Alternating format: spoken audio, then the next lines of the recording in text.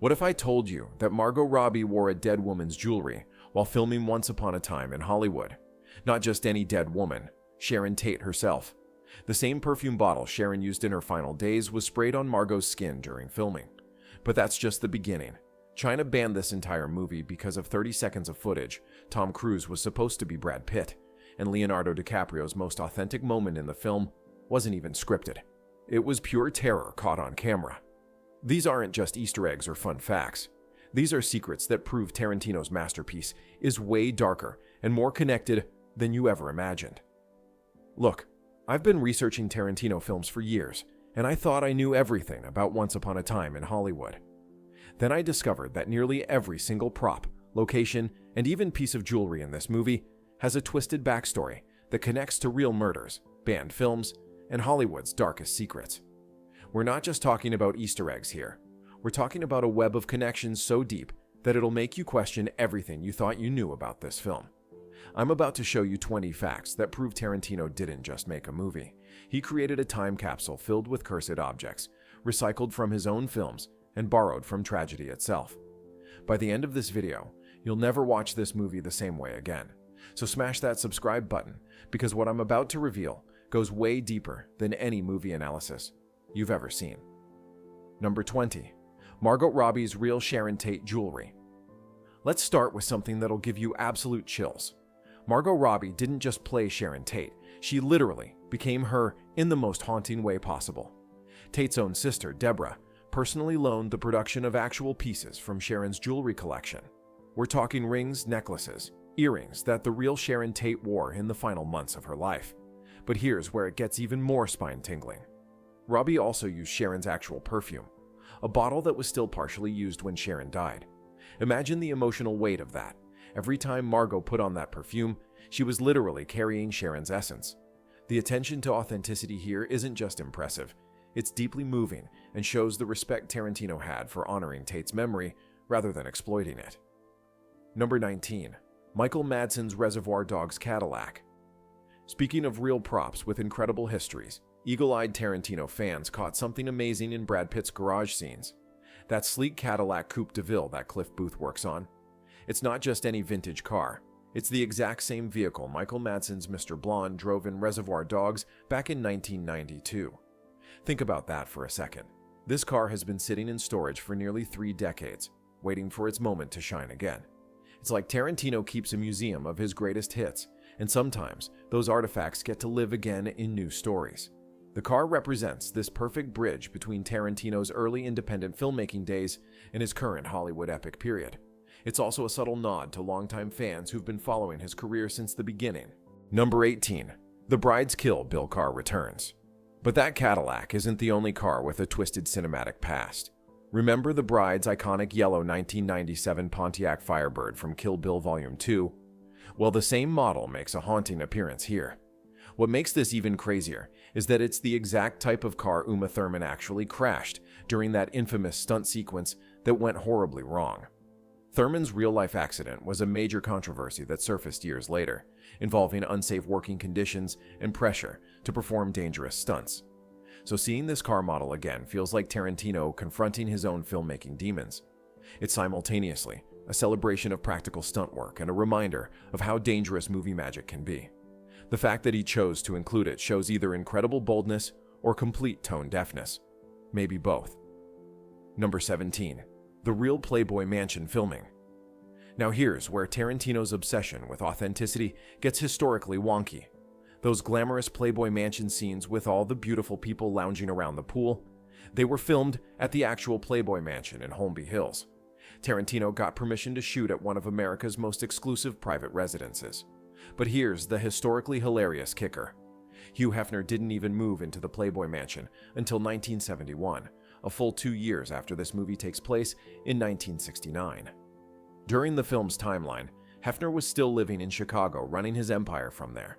So while the location is 100% authentic, it's also 100% anachronistic.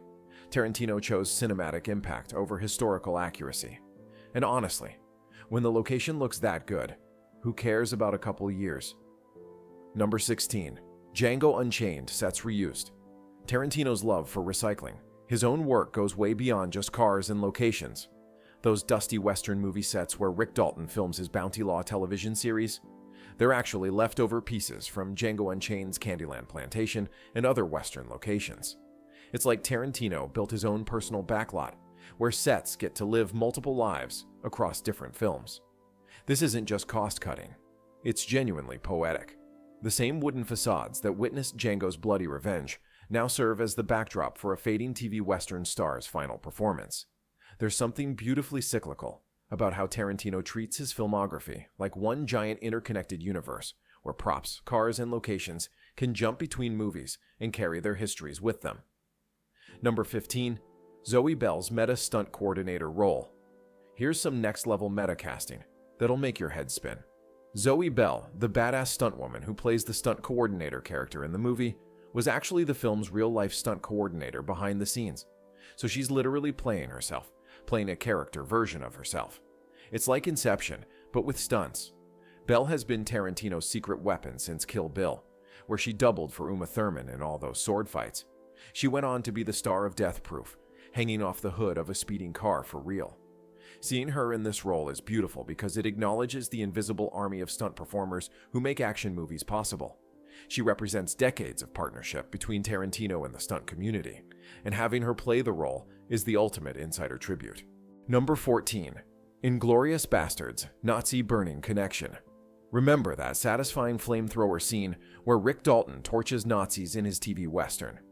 That's not just random violence, it's a direct visual callback to Inglourious Basterds, where Tarantino literally burned Hitler and his entire Nazi high command alive in a Parisian movie theater. Both scenes feature the same righteous fury, the same over-the-top fire effects, and the same cathartic feeling of watching evil get consumed by flames. It's Tarantino's signature move, taking historical injustices and creating alternate timeline revenge fantasies. Whether it's slavery, the Holocaust, or the Manson murders, Tarantino loves rewriting history, so the good guys win in spectacular fashion. The flamethrower becomes his weapon of choice for delivering cosmic justice. Number 13. China's Bruce Lee controversy ban. Now this next fact shows exactly how far Tarantino will go to protect his artistic vision. Even when millions of dollars are at stake, China completely banned Once Upon a Time in Hollywood from release because officials were offended by the portrayal of Bruce Lee as arrogant and boastful during his fight scene with Brad Pitt's character. Chinese officials even hinted that cutting or re-editing Lee's scenes might allow the film to be released in their massive market. We're talking about potentially $100 million in lost revenue. But Tarantino's response? Absolutely not. He refused to change a single frame, even though China represents the second largest movie market in the world. That's the kind of artistic integrity that's rare in modern Hollywood, where studios regularly edit films to appease international censors. Number 12. Tom Cruise almost played Cliff Booth. Here's a casting what-if that would have changed the entire DNA of this movie. Tom Cruise was originally set to play Cliff Booth, the role that eventually went to Brad Pitt. Can you even imagine Tom Cruise as the laid-back stuntman living in a trailer behind a drive-in movie theater? Cruz had to bow out due to scheduling conflicts with Mission Impossible, Fallout. But honestly, that might have been a blessing in disguise. Cruz's manic energy and intense commitment would have created a completely different character. Brad Pitt brought this cool, almost zen-like presence to Cliff that perfectly balanced Leonardo DiCaprio's neurotic Rick Dalton. Sometimes the best casting happens because of happy accidents rather than original plans. Number 11. Tarantino's fictional brand universe. Tarantino has been building his own fictional brand universe for decades, and eagle-eyed fans spotted several returning favorites in this film. Red Apple cigarettes, which have appeared in nearly every Tarantino movie since Pulp Fiction, get a full vintage 1960s TV commercial. There's also a Big Kahuna burger advertisement visible on the side of a city bus. These aren't just random Easter eggs. They're part of Tarantino's master plan to create a fully realized alternate universe where all his movies exist in the same reality. Red Apple cigarettes have been smoked by everyone from Vincent Vega to Django Freeman. Big Kahuna Burger was memorably discussed by Samuel L. Jackson in Pulp Fiction. It's world building on a level that Marvel wishes they could achieve. Number 10. The real Maltese Falcon prop. This next detail is absolutely incredible for film history nerds. In Sharon Tate's bookstore scene, sitting casually on a shelf, is the actual Maltese Falcon prop from the legendary 1941 Humphrey Bogart film. This isn't a replica, it's the real deal. worth potentially millions of dollars. The prop belongs to Leonardo DiCaprio's personal collection. DiCaprio is a serious movie memorabilia collector who owns pieces from cinema's greatest films. Having the Maltese Falcon appear in this scene creates this beautiful connection between Hollywood's golden age and its 1960s twilight period. It's also a perfect metaphor for how the old Hollywood magic was still present in 1969, even as everything was about to change forever. Number 9. Sharon Tate's Prophetic book purchase. Here's a detail that's simultaneously beautiful and heartbreaking. In the bookstore scene, Sharon Tate purchases a copy of Tess of the D'Urbervilles, Thomas Hardy's tragic novel about a woman destroyed by the men in her life. What makes this moment so poignant is that Roman Polanski, Tate's real-life husband, would later adapt this same novel into a film in 1979. Polanski made Tess as a tribute to Sharon's memory, dedicating it to her posthumously. So watching Sharon buy this book in 1969 creates this haunting connection to her husband's future grief. It's the kind of layered storytelling that Tarantino excels at, a moment that seems casual but carries enormous emotional weight when you know the full context. Number 8. The Hateful Eight coffee pot. Tarantino's prop recycling reaches almost obsessive levels with this next detail. That ordinary-looking coffee pot in Cliff Booth's trailer. It's the exact same prop from The Hateful Eight, where it played a crucial role in the poison coffee scene that killed several characters. This coffee pot has literally served death in one movie, and now serves morning caffeine in another. It's like Tarantino keeps a warehouse of cursed objects that jump between his films carrying their dark histories. The fact that most viewers would never notice this connection makes it even more special. It's pure fan service for the most dedicated Tarantino completists. Number 7. Real Charles Manson song licensing. Now this fact involves some seriously complex moral territory. When the Manson family girls sing together in their desert commune scenes, they're performing an actual song written by Charles Manson himself. But before you get too uncomfortable, Tarantino handled this ethically. All licensing fees and proceeds went directly to a victim's trust fund rather than to Manson's estate. This decision shows Tarantino walking a careful line between historical authenticity and moral responsibility. He wanted the scene to feel genuinely unsettling by using Manson's actual music, but he also ensured that none of the financial benefits would flow to the killer or his supporters. It's a fascinating example of how filmmakers can engage with difficult historical material responsibly. Number 6. Tarantino's hidden cameos. Tarantino loves his cameos, and this movie features not one but two sneaky appearances. First, he appears on one of the promotional posters visible in the background of several scenes, a blink and you'll miss it visual cameo. More prominently, he voices the director in the Red Apple Cigarettes commercial, barking instructions at the actors. Hearing Tarantino's distinctive voice coming through a vintage TV commercial is perfect because it places him literally inside his own fictional brand universe. It's also a callback to his early career when he actually worked in video stores and probably watched thousands of these kinds of cheesy 1960s commercials. The man can't resist inserting himself into his own mythology. Number 5. Continuity errors as Easter eggs. Even Tarantino isn't perfect, and sharp-eyed viewers caught some interesting continuity errors that somehow made it through post-production. Cliff Booth's car rearview mirror mysteriously disappears and reappears between shots during his drive to the Manson ranch. Even more noticeably, Leonardo DiCaprio's hair length changes dramatically mid-scene without him ever touching it or any time passing. Some fans theorize these might be intentional Easter eggs rather than genuine mistakes, given Tarantino's obsessive attention to detail. Whether they're errors or hidden messages, they've become part of the film's mythology and give fans something extra to hunt for during repeat viewings. Number 4. Authentic 1969 Columbia Pictures. Logo. Here's a detail that most viewers completely missed, but shows Tarantino's incredible commitment to period authenticity. The Columbia Pictures logo that opens the film isn't the modern version we're used to seeing. It's the actual 1969 version that would have appeared on movies during the film's time period. This means Tarantino and his team researched and recreated the exact logo design, fonts, colors, and animation style that Columbia used 50 years ago. It's the kind of obsessive historical detail that 99% of the audience will never consciously notice, but it subconsciously helps transport viewers back to 1969 from the very first frame. That's the mark of a true perfectionist filmmaker.